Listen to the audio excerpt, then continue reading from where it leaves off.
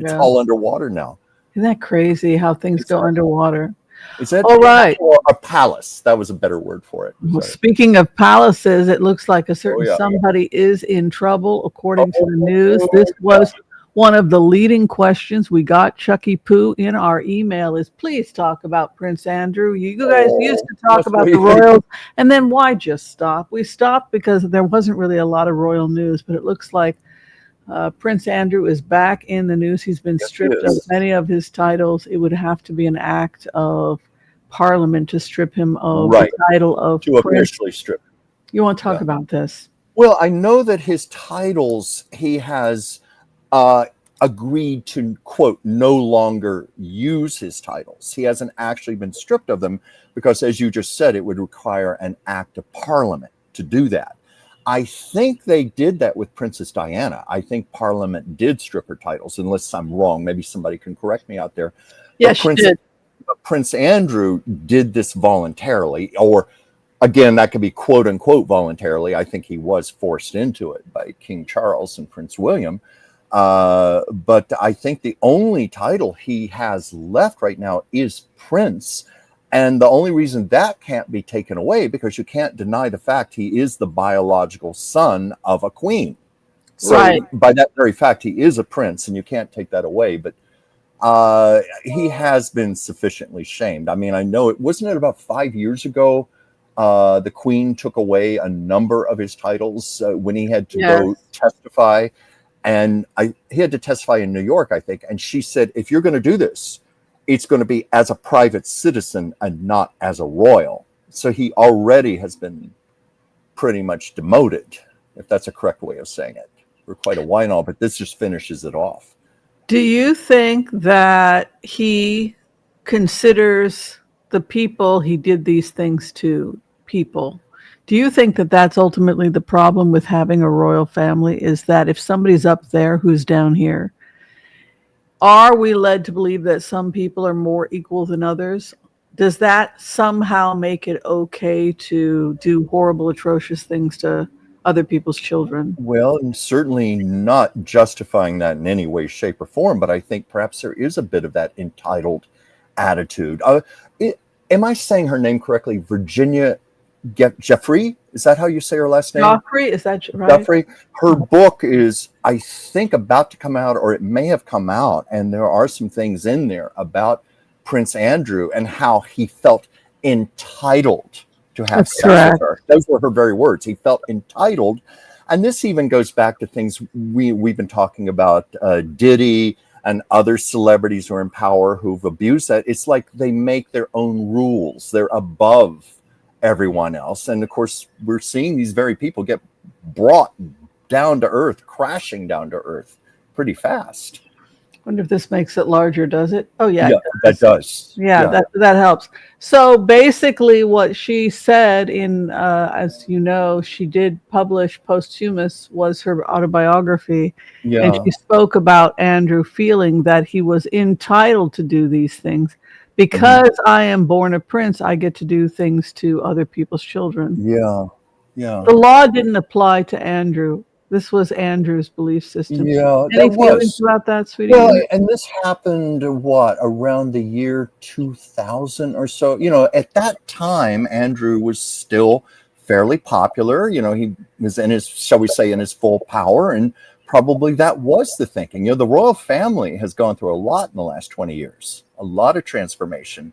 They've been, especially since the Queen has died. She was really the glue that was holding it together. Now I think we're watching it just disintegrate right now. Right, Uh, and you look at Prince William, and he says he's going to reform, and you look at the shrinking balcony during the trooping of the colors, where it used to be when the Queen was there, it would be her, it would be all of her children, all of her grandchildren, all the yeah, wives. I mean, that was one packed thing. And I had done a remote view when the Queen was still alive, and I had connected with Scotland Yard and security, and they said it was a logistical nightmare because for that one photo op where uh-huh. all the royals are on the balcony at the same time, it is a horrifically complicated security measure issues. Oh, I was just thinking And I that. was fascinated as I went into the trance state of them explaining that you had to have a no-fly zone and the Yeah, perimeters.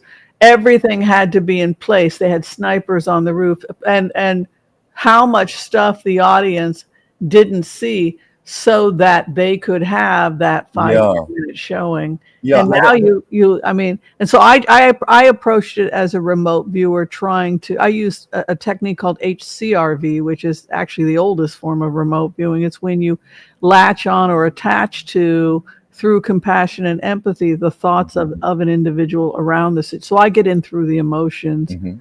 But it was just fascinating for me as the fly on the wall, as the remote viewer, to have my higher self connect with the security. And I had never thought about it prior to that remote view, that it was really because Yeah. you have all the generations that will be kings sitting on one Right, balcony. right. I think many of us have never thought about it because it was always carried out so seamlessly, like out of camera range. Like you didn't see the fact that it was a no-fly zone, that there were snipers on the roof and so forth. All you saw was the wonderful Right. picture opportunity of the whole royal family out on the balcony. And of course, once upon a time, that wasn't such a big deal, when the royal family would come out like that. But now in this era with all the terrorists, that's a terrorist dream. Yeah, so Yeah. it's a Well, real security nightmare. I even think about like here in Hollywood when they have the Oscars, and you may remember this, Whimsy, when you used to live here, how they have to close off about 3 blocks of Hollywood Boulevard, and they have to weld manhole cover shut, remove mailboxes, and they have snipers walking on top of the buildings Crazy. because you've got all of those A-list people It takes gathered one error. together in one building. Look at John F. Kennedy Jr. It took one error.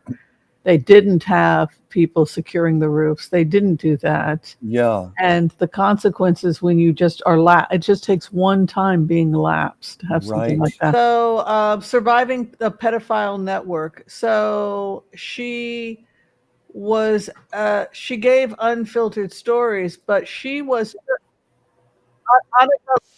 Annika Lucas. Yeah. That is who it is. Well, Annika Lucas, she is one of the people that exposed the Belgian and German pedophile ring that involved aristocrats, and the aristocrats basically they felt that they were entitled, that your body was meat, that you were Oh, free meat to eat, right? So that's so sad. this was the interview actually over here. Trained as a spy at age of 10, and her handler was David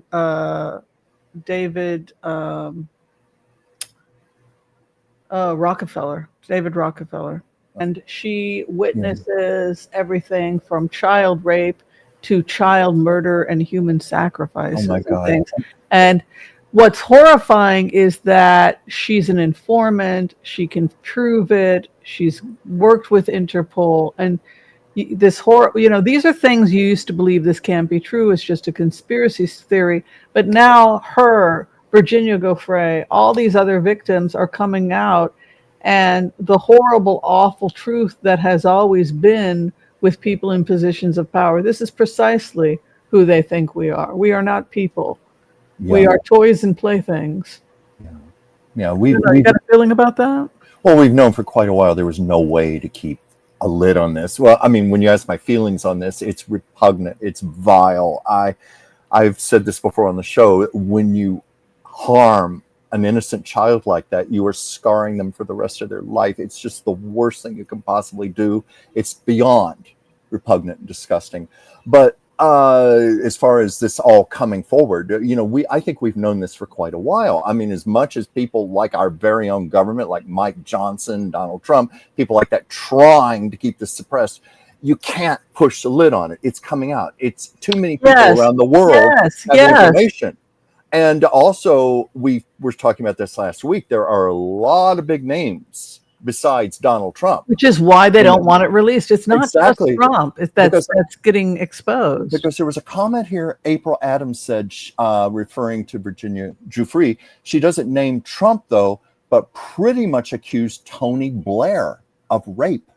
Now, I have not seen that anywhere. Thank you. That explains so much because Yeah. I wrote Tony Blair asking him to pay me for my research. And instead, he took my research and called the AA and they made him the mayor of Gaza. So when I saw that, I was just like, well, now hold up there. Wait a minute now. Oh. So Tony, so she's who Well, this was April Adams who said this in the comments. She left that comment at 5:59 p.m. And I hadn't heard that. You know, when I was looking this up before we did our show today, I was like an hour beforehand. I was just focusing on Prince Andrew, and I didn't see any pieces about other big names involved. Tony Blair, that is huge. See, you know what? One of the things that Anouk says in her interviews is she says that she no longer has icons because of what she saw people doing, of the people she saw doing it. Like she said, famous actresses that, you know, are icons in Hollywood that are, one of them is still alive in their 90s. So of course, how many are still alive in their 90s? So I've got to think on that. Right. As you can see, Tony Blair did not pay me for my hours, but he did contact the necessary people and they hired him to be the new transitional mayor of Gaza. So here is the actual original letter dated March 2nd, 2025, asking him to get involved. Never got paid, but he got a job. Yeah. Oh my God. So this goes back to what Anouk said, which is that no more idols. No more idols.